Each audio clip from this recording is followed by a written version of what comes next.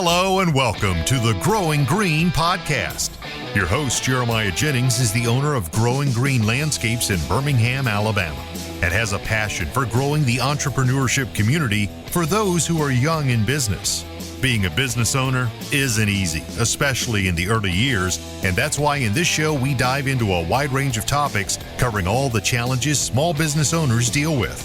Even if your company is generating $1 million or more, the stories from our great guest and Jeremiah's own firsthand experiences will propel your business forward. And now, here's your host, Jeremiah Jennings. What's going on, everybody? Thank you so much for tuning in to an episode today here on the Growing Green podcast. This is your host, Jeremiah Jennings, and I am so excited to come to you today with another fresh new episode for you. I think you can tell when we start the episode out, like, what time of day it is when we record. There's some shows you can be like, yeah, you definitely recorded this at 10 o'clock. This is one we're recording 3 o'clock in the afternoon. It's kind of, we had a busy day today. I know our guest did as well, but I'm still fired up. I'm excited to get this, to dive into this. I did a story right before we hopped on, and I was like, man, y'all don't want to miss this episode. This is a guest that I love having back on the show. He's been on here multiple times, and I can't wait to see what we get into. So we're joined today with Weston Zimmerman of SynkedUp. How you doing today, buddy? Hey, thanks for having me. And I every time I listen to your intro, you're like, dude, this guy's like made for radio. This guy's made for podcasting.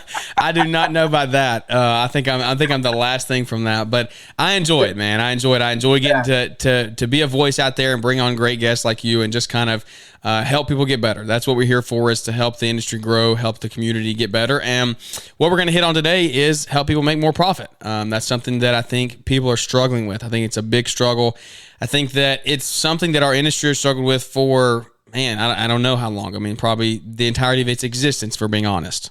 I would say it's since its existence, because this industry is full of people. I don't know if you ever read the E-Myth book. Did you ever read the E-Myth book? I've not. It's on my list. Yeah. I mean, this industry is full of people that are the technician in that E-Myth book. And in that book, he says, the technician has an entrepreneurial seizure. It's like, I can do this work, so let me start a business doing it, you know? Yep. But starting a business is very different than knowing how to do the work. In fact, very different skill sets. And that's why just it seems to be a chronic thing that always needs to be talked about, or the education that always needs to be done, or the solutions that always need to be built, because it's a blue collar trades industries where it's technicians that go out and start a business. This is we all need to learn how to make sure we're not working harder and making no money. That's the thing. You're gonna have to work, but you need to make money at the end. That's the thing. People don't realize, like, you think you can just start a business and then sit back and relax. Like, that's not the case. You have to work harder than you've ever worked, but you want to see, like, you're gonna be rewarded for that, both financially, and then also just you're gonna get some time freedom back eventually. Like, there's a lot of things, a lot of perks that come with that. You got to be willing to put in the work, though. But there's too many guys that have been working for 10, 15, 20 years and are still working for the next 10, 15, 20 years because they have no profit to show for it. And that's what I really want to hit on hard today. This is going to be, I'll be honest, guys, like, we're 2 minutes into this. If you're listening and you want to pump me up show today, this probably isn't going to be it. This is going to be a hard-hitting, like, nitty-gritty, you need to make your business better show. And I hope it relates with you, because it's that time of year that you're sitting back, you're looking at reports, you're getting ready for heading into the fall, and you're getting ready for, some people are already looking at taxes for next year, and you're saying, man, we grossed $350,000, $400,000 this year, and we have $12,000 sitting in the bank account, or $2,000 sitting in the bank account. Where did my money go? That is something that I have dealt with personally in my business for the previous years, and it's something that we have turned around and are turning around now. But I know there's so many guys out there who do that, and that's something that we don't need to have happen anymore. You don't deserve it. You work too hard for it. You don't need to have that money leave you. So I want to go into that today and kind of see what we get into, and some principles that we can put into place and action steps we can take to stop that from happening. But Weston, before we get into it, in case anybody doesn't know who you are, give the 30-second, 2-minute rundown. What's your time is in the green industry? What's your kind of what you're doing now to help the green industry be better? Yeah, so I started working in the green industry as a kid. Even for my uncle, when I would do it during the summer for cash, you know. But I started, my first job was with Tassi Landscaping in rural Pennsylvania here. And at the time, they were in business for 16 or 17 years by that time already. So they'd been around for a while. And they were $700,000 a year business, doing patios, ponds, landscapes, and a little bit of, well, they had sold off their lawn mowing. So they weren't really doing the traditional maintenance anymore. But fast forward to today, I worked there for 15 years. Fast forward to today, they are a $6 million design build firm doing high end outdoor living spaces and high end residential maintenance, usually for the customers that they did installs for. And during that time, the 15 years I worked for them, I went from, being a laborer starting for $8 an hour, going all the way up through to becoming a foreman and running my own crew. And I loved the content and the marketing side of things. So I ended up becoming the marketing director and managing crew. So I was basically working 2 full-time positions at the company at the same time. My favorite thing during my time at Tussey was water features. I loved building water features. So I was chasing the Aquascape Artist of the Year award pretty hard for a number of years. And in 2017, the Tussey team finally got the award. So that was awesome. But in that process of going from 700K to 6 million in the time frame that I was there, 15 years, there was a massive journey of exactly what you started off talking about, of like, how do you price your work? How do you know your numbers? How do you not work hard all year and have nothing to show for it? Like, how do you fix that problem? And not only that, how do you pay your guys well so they can make a career out of it? It's not just a temporary stepping stone job. There's a lot of 10+ year employees at Tussey Landscaping. That's huge. That could be a whole show in and of itself. Like, that's so important. It is. And money is just an ingredient. You need to be able to pay them well, but paying them well doesn't fix cultural or leadership or discipline problems. If you have those problems, then more money is not going to fix it. But if you have good culture, good leadership, good discipline, good processes in your company, there does need to be enough of money that it's easier for that person to stick around for a career than it is to go out and do something else. And they love doing it. And that's something that Tussey's really done well. But all of that to say, we had a real journey that I know every business that's made it has had in learning how to know our numbers. And ultimately what happened is, we had a vision for a better way to make this stuff more accessible, more plug and play, easier to just plug in my numbers and get my results back out. And we knew what we were facing wasn't just a problem unique to us. It was an industry problem. So I ended up convincing the owners of Tussey to let's go build this thing. And so today we have an app called SynkedUp that helps, it just operationalizes making sure that you know your numbers and just makes it automated. So you're not reinventing the wheel for every new business owner out there. And it's just a lot more accessible, plug and play. You don't even really have to understand the magic at math if you don't want to. Just make sure your numbers are entered correctly and you'll get the right numbers back out. Yeah, that's good. That's good. I love every bit of that.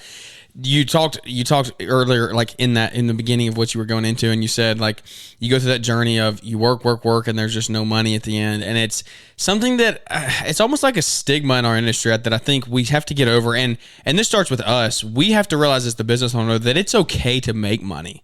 Like, have you ran into that at all? Like, have you seen that? Like, people don't think that they can make actual like 20%, 30% profit margins and it be okay. Like, look at big companies; they are in business to make money, not to do their stuff for free. Yeah, like 100%. And in fact, the small owner operator 2 to 20 employee type companies have lower overhead than those corporate, big companies do, which is why you can compete with them on pricing, so to speak. But, it's about operational efficiency. There's so many ways to screw it up. That's scary, but it's true. Yeah. Yeah. I mean, you can have too much overhead. You can not be charging enough because of head trash in your, there's a guy local here that's been in business for over 20 years. Really nice guy, hardworking guy. It's a pleasure every time I run into him on the street. He does good work. His customers love him, but man, I've talked to him multiple times, helped him build budgets. And at the end of the day, he just can't get out of his own way and charge what he has to charge. He can't he can't accept the math at face value. Yeah.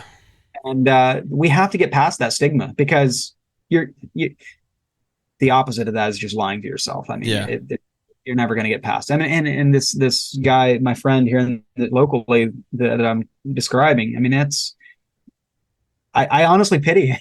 It's like he works so hard and doesn't have the reward to show for it. Yeah, and that's the thing. Like it's not and that's the way that most people in this industry are. Is they're great people. They're great family men. They're great fathers to their sons. They're great husbands to their wives.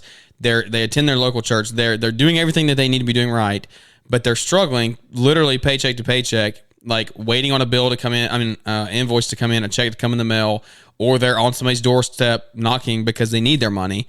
And it's like, you don't deserve that. You deserve 100 times better than that because of what you are doing and the life that you're providing. And you're also making your customers' lives better. That's what another thing you have to realize is, like, a lot of times your customers aren't going to give you the credit you deserve. So I feel like that we as business owners have to get in a community such as the one that we have, that like we build each other up, because you have to realize the value that you do add to your customers. Even if you're just cutting a lawn, you are adding tremendous value. You are adding time back to their lives. You are adding a beautification to their property, where when people come over, they look at it and say, man, you have a really good looking landscape. Like, those are all things that actually matter in life. You look at the top landscape companies, they're $1 billion companies. I don't know. Are there $1 billion landscape companies? I might be ahead of myself. 100 millions. There's 100 millions. There's $100 million landscape companies that are doing extremely high-end landscape for big commercial retailers, for big fancy estate places, estate homes that rich people want their landscape to look good. Like, there is value in it. And so I want us to realize the value that we do bring. But we were doing the Kid Contractor podcast at the morning show at Equip. So we were right on the heels of Equip Expo. It's part of the reason I'm kind of fired up like this. I think you are as well. You get home from that and you're like, you see all these guys and they need this, everybody needs help, and you want to be the one to kind of save everybody's problems. And that's not possible, but you want to give as much as you can. And we were doing our show at the morning show, and Caleb said something that kind of struck, I think, a lot of people. It was pretty simple, but he just said, business is a math equation. It's literally just numbers, and the numbers don't lie to you. And I would think that you would back that up. The numbers don't lie. 100%. And to contrast what I was saying earlier about that guy that just couldn't accept the math at face value and charge those numbers, or go cut costs so that the number he wanted to charge would actually work. This is the way I look at it. A budget, which is a matter of you plug all of your numbers and your expenses and your overhead into a budget tool, which we have on our website for free. You plug all of your expenses in, and it spits back out your man-hour rate, your overhead recovery markups, your profit margins that you need, and your sales goal, the amount of revenue that you have to sell and install for you to cover these costs, pay yourself, and make a profit. Like, so your budget, that's what I mean when I say budget. So your budget dictates your floor. Like, when you plug in all of your costs, whatever your budget says you have to charge to cover those costs and break even and make at least 10% profit on top of that yet, that's your floor. You cannot charge less than that, to Caleb's point. It's a math equation. Yeah. Now, the ceiling is dictated by the market. You can charge double what your budget tells you need to charge, as long as the market allows you to sell it. I mean, there is no ceiling. Like, go for it. That's the only place where I would say it's okay for your own perception of your self-worth or your self-value to maybe play with you a little bit. But you can't let your own head's perception of your own worth play with your rates when your budget's like. So let's say that in my own heart, I believe I'm only worth $50 an hour. But when I plug all my expenses in and the budget spits out $62.50, I have to charge $60.50. I don't care what I think I'm worth. The only way I can do less is by somehow cutting overhead expenses and all of that. And in many cases, that's not possible. You need to be able to have a business to function. So to make it short and sweet, the budget dictates your floor. The market dictates your ceiling. The budget you can't argue with. I'll let you argue with the market ceiling if you want, but that budget floor is key. Anything else is foolishness. Arguing with that is foolishness. 100%. Yeah, you cannot, the budget you cannot run from. But here's the thing that I think too many people are doing, because this was me 2 years ago, was you're operating with no budget. You have no nothing. You have no ground of any statistics of how your business operates. So y'all have the free budgeting tool. If you get into SynkedUp, you can work through that. You can go even deeper than that, but you can do the budget. You can build that yourself on y'all's website. But let's go even a step below that to the guys that are saying, how do I build a budget? How do I even approach that? Because here's the thing. You don't know how to build a budget if you don't have actual somewhat of time of data of how your business does. What are you spending on this?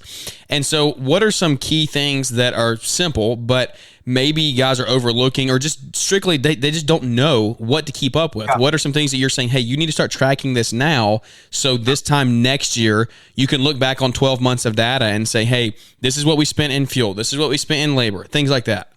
Yep. So on that point, I would say I run into this pretty often, and it bothers me. And I'll just say it this way. I talk to people, usually younger in business, or sometimes they're million plus in business, and they're saying, "Oh, I don't need QuickBooks, or I don't need an accounting system. My accountant just takes care of that for me with my shoebox full of receipts or my bank statements." And I'm like, if you don't have QuickBooks or an accounting system, but QuickBooks is kind of like the dominator in North America. Yeah. If you don't have an accounting system, you are 100% flying blind. You have no idea what your business is costing you to operate. And we can make it simple. Like when we do a budget, we talk like there's no situation that's unfixable. Like we talk to people like this all the time where literally they know nothing. And we start with what they do know off the top of your head. Well, what equipment do you have? What does your website cost you a month? Those kinds of things. Like we can start with nothing, saying you have no QuickBooks. But the point I'm making is you have to have accounting software. You cannot run a business without accounting. And having your mom or your in-law or your buddy do your accounting for you off your bank statements doesn't count. Doesn't work. That's making the IRS happy, which is completely different than you knowing where your business's money is going. And until you know where your business's money is going, you're literally driving down the road at 70 miles an hour with no headlights on at night. And hoping nothing runs out in front of you. Exactly. Yeah. Yeah. No, that's good. Okay. So when we get to that point, we realize we have to have accounting software. What are individual things that you say, hey, start tracking these yesterday to keep up with this time so we can actually put a budget together and have a really good idea? I mean, because like you're saying, you can work with anything. You can work off market averages or whatever. But like, what are things that you would say, hey, maybe these are 3 to 5 of the most important things that go into building a budget? Well, so I'm going to separate building a budget from accounting. So when you sign up for your accounting package from QuickBooks or go to Cycle CPA, there's people out there that do this for you as a service, so you don't have to think about it. But when you do that, make sure you're tracking all your overhead expenses. Like have a nice chart of accounts, like a category for your fuel, a category for your truck and equipment repairs and maintenance, a category for your shop rent, a category for all your utilities, a category for just any significant overhead expense that you have. Just categorize that nicely so that you can sit back at the end of a year and look at like, well, 13% of my revenue went to equipment repair and maintenance. So that's just the very beginning. But when you flip over to building a budget, what's in your QuickBooks, what's in your chart of accounts? Oh, that 13% of your revenue was equipment repairs and maintenance. That information is what helps us build a more accurate budget. But building a budget inside of SynkedUp you can build, budgets inside of QuickBooks. Don't get confused. They're two separate things. Though QuickBooks is essentially accounting for tax purposes. It makes the IRS happy. And make sure you have a P&L and a profit, a balance sheet and all those things. But I'm not even necessarily saying you have to go figure out how to read a profit and loss statement. It is sufficient to literally just use the free budgeting tool on SynkedUp or sign up for SynkedUp and use it. That's all the level of detail you need to understand. But when you build a budget, what you're essentially doing is saying, I have all these guys that work for me, and often if it's an owner operator, myself included. This is what I pay them. This is how many hours they tend to work in a year. This is how much, and then I put in all my materials and the vendors I buy from and how much I typically expect to spend with them in a year. I put in all the equipment that I have and what it costs me to buy it, how long I intend to keep it, what it'll be worth when I replace it. Like if I buy a skid loader, keep it for 8 years and sell it, what's it worth? Like we need to know the purchase price and what it was worth when you sold it, because the gap is depreciation. Like if you bought it for 80 grand and sell it for 20 grand, that $60,000 gap was depreciation that your business had to pay for. That you have to recover. People aren't realizing that. That's the thing. That you have to recover. And those are the ones that are sneaky because they're invisible and you don't see them. They don't show up anywhere unless you have a budgeting tool like in SynkedUp. And then lastly, all your overhead expenses, like what I already covered, your utilities, your shop rent, your fuel, your insurance, your advertising, all of that stuff. But essentially building a budget is just a matter of plugging in your labor, materials, equipment, and overhead. And then it does the math to say, well, you have this many dollars in overhead expenses and you sell this many dollars in labor and equipment, labor and materials. How much do I need to mark up? It does the reverse formula of how much do I need to mark up my labor and materials to also cover my overhead so that I can arrive at a true break even. Then I add my profit on top of that. And now I have my customer's price.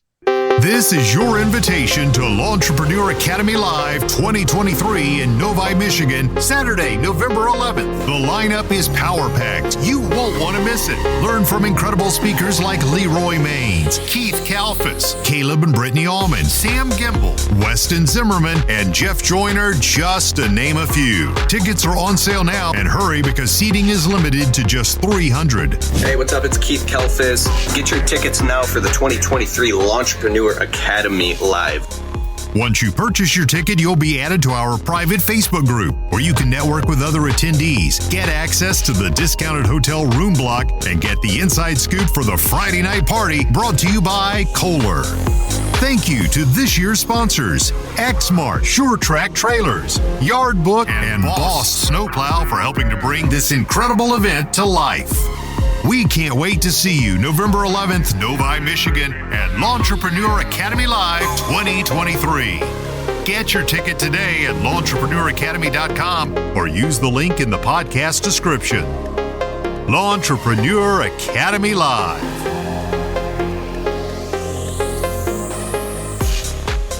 When I'm getting a job. And so often what happens is when we're getting started in business, we just look at, well, it costs me $5,000 of labor to do the job and $5,000 of materials to do the job. So I think in my head that my cost is $10,000. And I was like, oh, let me add 40% to that or whatever. So $14,000. And I sell it for that, but I forgot to pay for my overhead. So everything that I thought was going to be my profit goes to pay for my overhead.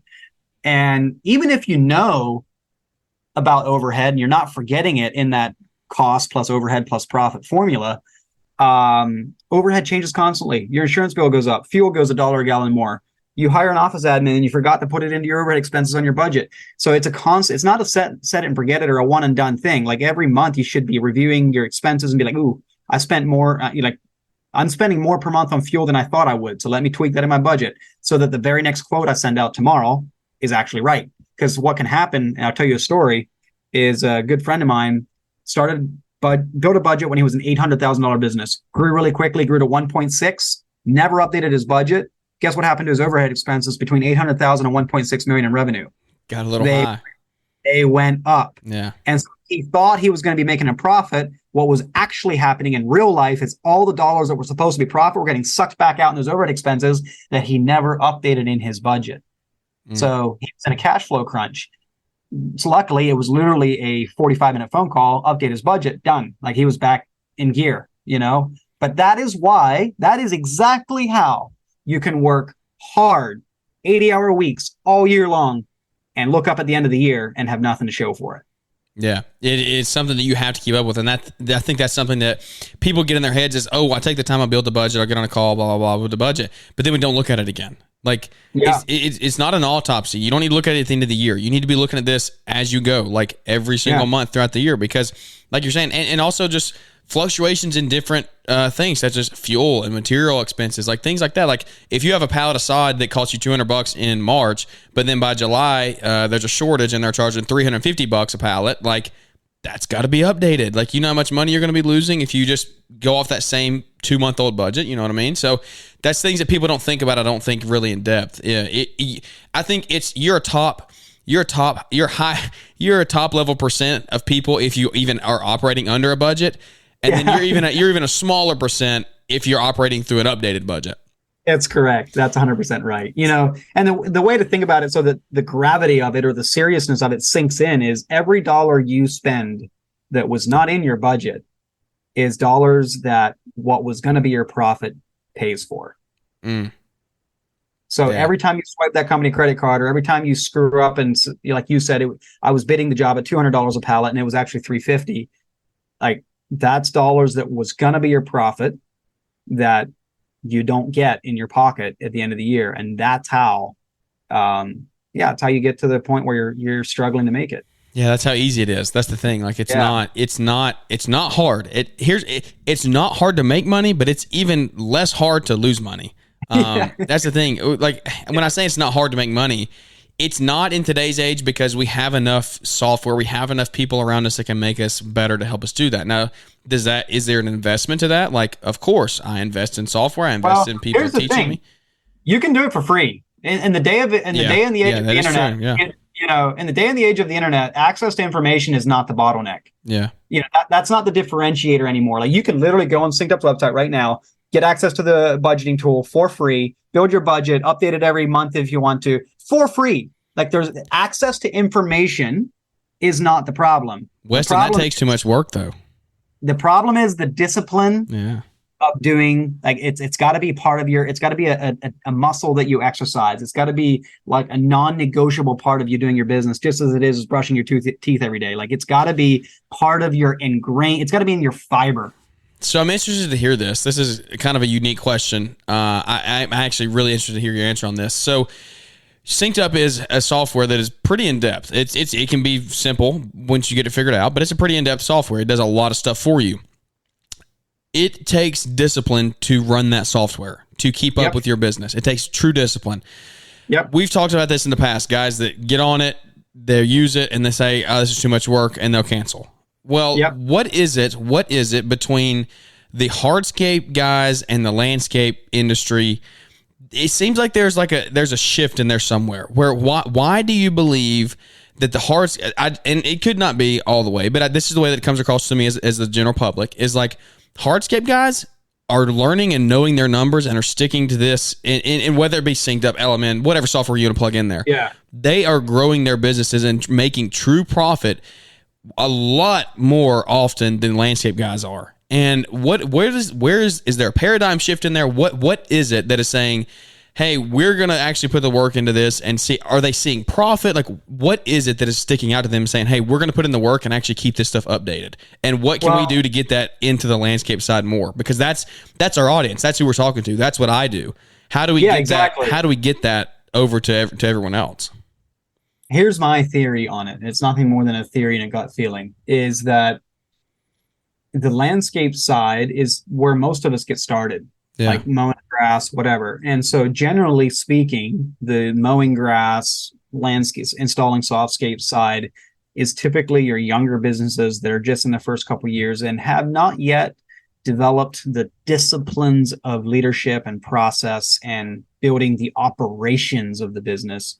They're usually earlier on. So what it means is, and then the hardscape guys, to contrast that, is often hardscape is kind of like you graduate from mowing and blowing and installing plants to the hardscape and outdoor living spaces. And typically, not always, but typically, those are people that have been at it for longer. They've learned that you need systems and processes in business, which means that at all costs, I'm going to force the discipline it takes to do it right. Yeah.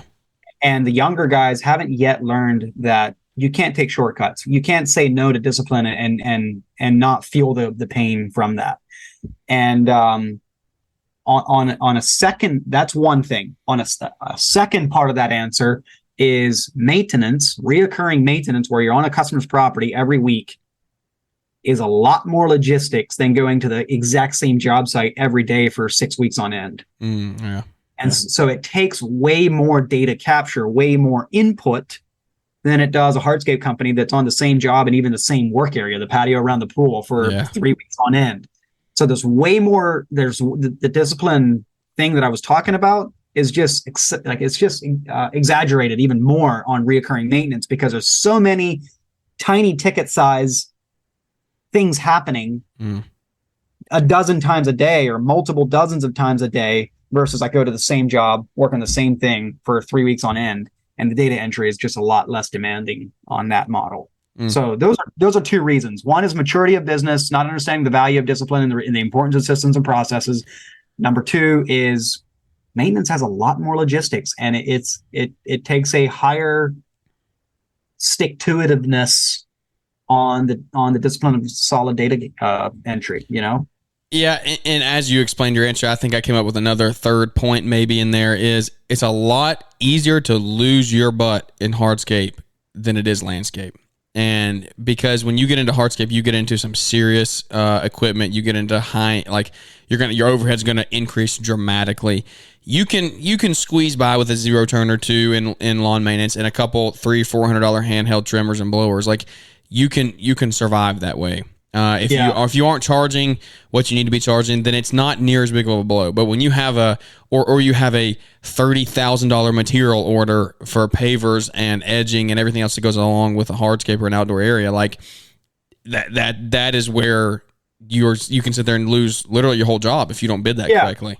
And to your point, when you're mowing grass, let's say, or installing 30 shrubs, let's just say you're mowing grass. Whether you're mowing grass for Mrs. Jones or Mrs. Smith, it's the exact same. It's the exact same. The only variable really there is drive time. Yeah.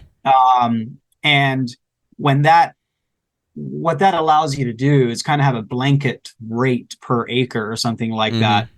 You don't have to reinvent the wheel in every quote like you do for a complex design build job, right?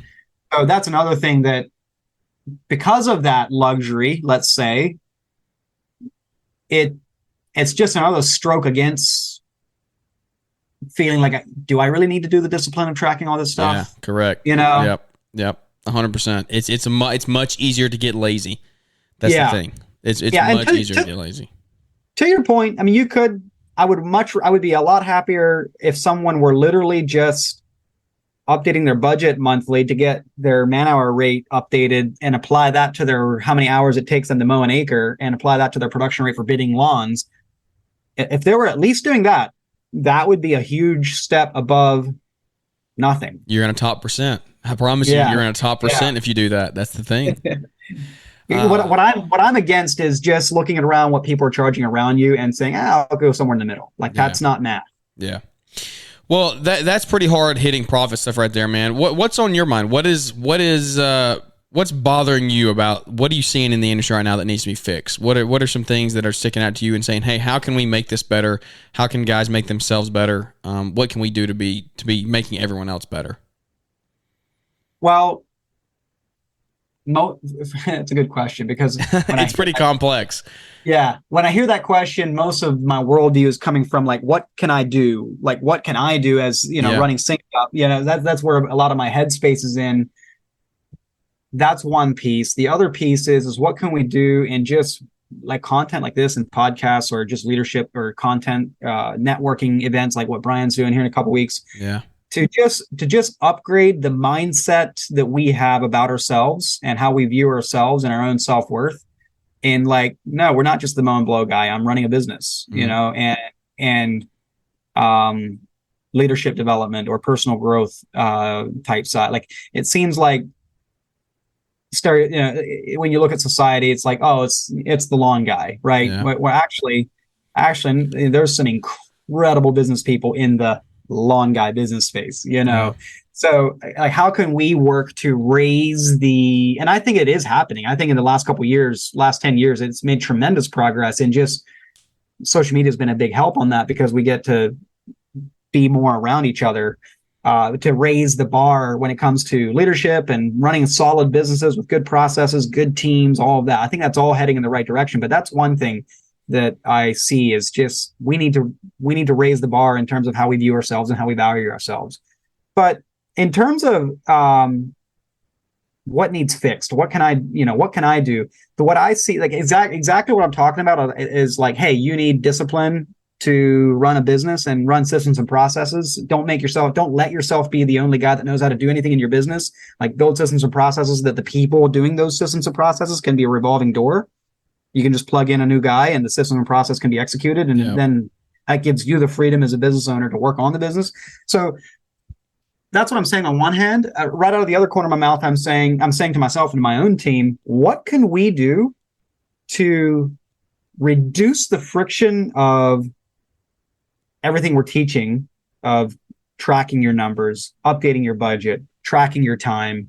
What can we do to reduce the friction so that less discipline is required or less manual input is required? How can we automate that so it's more of a done for you approach, as opposed to a, hey, click this dead button that won't do anything until you click it, to track your time, or to update your budget? What can we do to leverage technology to automate it, make it more of a done for you approach instead of here's a tool that will turn on if you turn the key? That's good. To reduce the barrier of entry for the brand new lawn guy to actually do it successfully. without having to feel like I'm going to discipline school. Yeah. No, 100%. I mean, it's sad that we're to that point in the world that people are just too lazy to make that work. But at the same time, you have to look at it as business owners are pretty busy people at the end of the day. And that's not an excuse, but there is some validity to that of like, hey, it's easy to get caught up in the day to day. And some would argue those are quote unquote menial tasks that we shouldn't have to be doing anymore. As technology advances, why, like you're saying, why is there not a software or some type of AI, something that is allowing us to delete that out of our schedule, like make our time do more valuable things? So I think there is some truth to that. As crazy as it is, I think the generation 55, 60 and older, if they heard that statement, they'd be like, y'all are just lazy. Like that's what they would say. They would say, you just don't work hard enough. They figured this out on legal notepads with a pen. Exactly. Which is, listen, it can be done. Like what SynkedUp does is not necessarily proprietary math. It's just math. You could do it in a spreadsheet if pretty you wanted simple to. math too. Addition, subtraction. Yeah, exactly. So you can do it. And I've said it before at events and stuff. My knowledge is not my product. I'll teach you my knowledge all day long for free. I'll give it away. But at the end, I know there will come a day when you're like, I don't want to spend many hours doing this. I want it to be as easy and short and sweet as possible and effective as possible. So it makes more sense for me to buy a software to do it than it does for me to spend my own manual hours robbing dinner from my family, skipping dinner with my family to do it myself. Yeah. And I would say, I would second that with that. That is a huge step, I think, in business growth. I think when you get to that point where you can say, hey, it's time for me to start delegating this out. It's time for me to invest in a software. It's time for me to start doing these things. You're a flip a switch somewhere and you are finally starting to learn and like grow in business. You're maturing in business. Yeah. You're realizing my time doesn't need to be spent here. It needs to be spent doing other things. And it doesn't. Well, yeah, go ahead.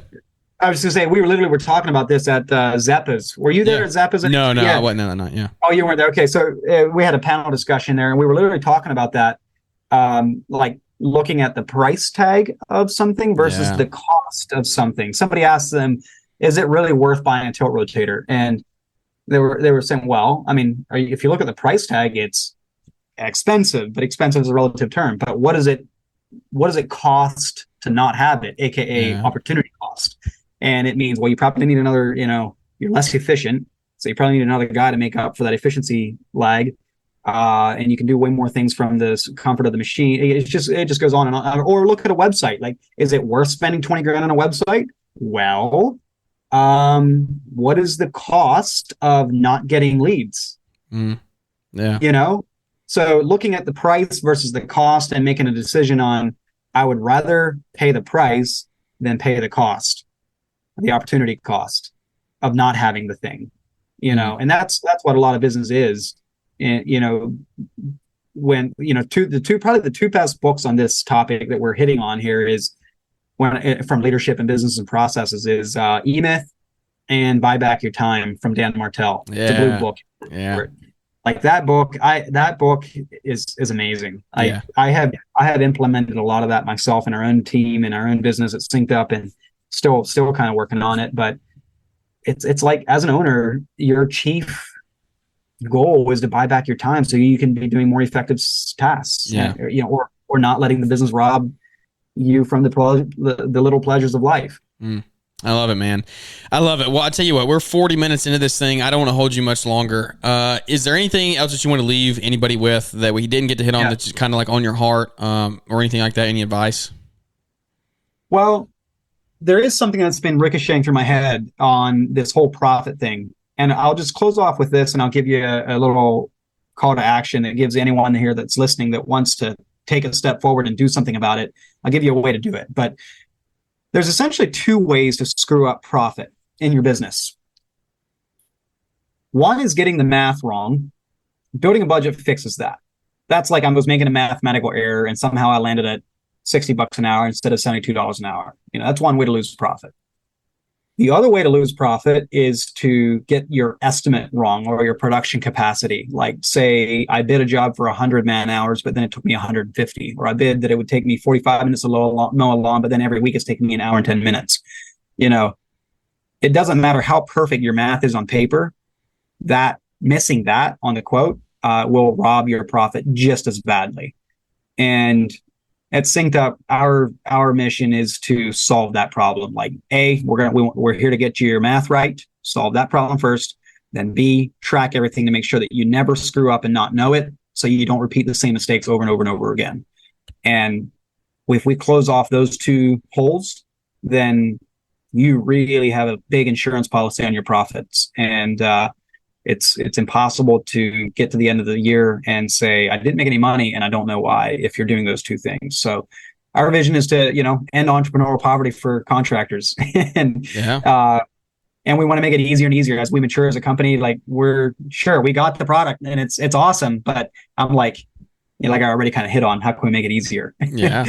But if you're like, dude, I've had enough, or, hey, I worked my tail off and I had nice top line revenue, but I have $2,000 in the bank account and I don't know how to fix it, and winter's coming up, sooner the longer you avoid it, the worse you'll get. So we fear what we don't know, but don't let that stop you from taking action. If you want to step forward, like, we have a thing we're doing right now where we do a free workshop with anyone that wants to do a quick and dirty budget to make sure that, hey, am I charging anywhere close to what I should be charging? We will help you with one of our experts do what I just said: plug in your labor, plug in your materials, plug in your equipment, plug in your overhead, and come up with, like, well, you should be charging $85 an hour. That's too much. I'll never do it. Well, we could go cut out this overhead expense, or we could sell that piece of equipment, or we could keep that equipment for 10 years instead of 5 years and spread out the depreciation a little longer. Like, we can help you figure out which levers to pull to get to where you feel like you can actually make it go. All right. I'll give you a link. Yeah, Yes. I'll give you a link to where people can click on that link in the show notes, so that they can book that call with one of our experts. And there's no obligation. It's literally a free workshop. It's our way of giving back and trying to help people thrive, not survive. Do you ever listen to Alex Ramosi? A little bit? Yes, maybe? I do. Yes, I do. Yeah. I heard him say something that I think about every time I hear this statement now. We don't need to be saying give back, because what did you ever take? You're just giving. Let it be at that. You're giving. And so that's good. Think about that moving forward. You're just giving. That's all we're here to do. We're just giving. And so there are a lot of people that do take in this world, but I don't believe you're one of them. You're a giver. And so I appreciate you coming on and spending some time with us today. Guys, go to the link in the show notes today. It's one that you don't want to miss. You can go sign up for this, and we'll have it in the show notes. So check that out. Weston, thank you so much. If they do want to check out SynkedUp, schedule a demo, things like that, how do they do that as well? Yeah. DM me on Instagram, or just Google synkedup.com. It's spelled with a K, SYNKEDUP.com. And the first button on the top of the page is get a demo. Book a call with us there, and we'll show you the ropes. And ultimately, you decide whether the price is worth the cost. That's right. I love it, man. Guys, thank you so much for listening to the show today. I really appreciate it. Thank Weston for coming on and spending some time with us. It means the world that we get to have guests on like you, and we get to bring as much value as we can to the community, because we're here to just grow the community one relationship at a time. So without any further ado, that's going to wrap this episode up, guys. Thank you so much for listening, and we look forward to catching up with everybody here on the next one. Thanks for tuning in to the Growing Green podcast. It is an honor to have you listening, and we hope you receive valuable advice to help take your business to the next level. Don't forget to follow the podcast so you'll be notified when our next episode drops.